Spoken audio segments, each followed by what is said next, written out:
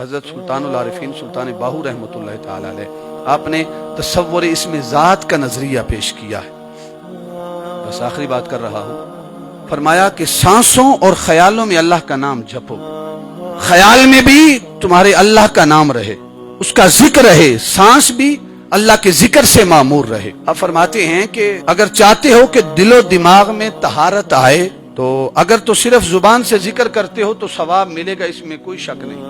صرف زبان سے ذکر کرتے ہو، اللہ اللہ کی صدا بلند کرتے ہو تو ثواب ملے گا، لیکن دل پاک نہیں ہوگا، دل صاف نہیں ہوگا. فرماتے ہیں کہ اس کی مثال ایسے ہی ہے جیسے کوئی سانپ غار کے اندر بیٹھا ہو اور تم غار کے دھانے پر زور زور سے ڈنڈا برسا رہے ہو تو کیا وہ سانپ مر جائے گا؟ کبھی نہیں مرے گا، اس لیے کہ تم تو غار کے دھانے پر ڈنڈے برسا رہے ہو، سانپ تو اندر بیٹھا ہے. تو شیطان نے اگر ہمارے دل و دماغ پر قبضہ جما لیا ہے تو صرف زبان سے اللہ اللہ کی صدا بلند کرنے کے ساتھ وہ اندر سے نہیں بھاگے گا. تو آپ نے کتنی خوبصورت بات کی ہے. آپ فرماتے ہیں کہ جب یہ سانس اندر جائے تو اللہ رب العزت کی اس میں جلالت لفظ اللہ کا اس کے تصور کے ساتھ یہ سانس اندر جائے، اور جب یہ سانس باہر نکلے تو ہو کی ضرب کے ساتھ نکلے. اللہ، یہ تمہارا معمول ہونا چاہیے. ہر سانس یہ اللہ کے نیک بندوں کی زندگی ہے کہ انہوں نے اپنی زندگی خدا کے ذکر کے لیے وقف کر دی تھی.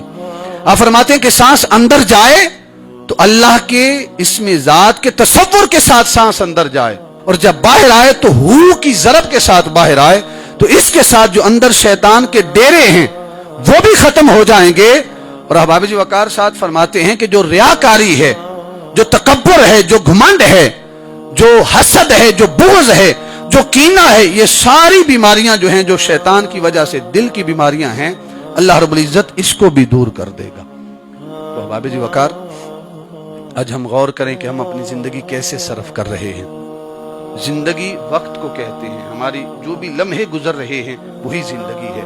ہر انسان اپنے گریبان میں جھانکے کہ میں زندگی کو کیسے گزار رہا ہوں.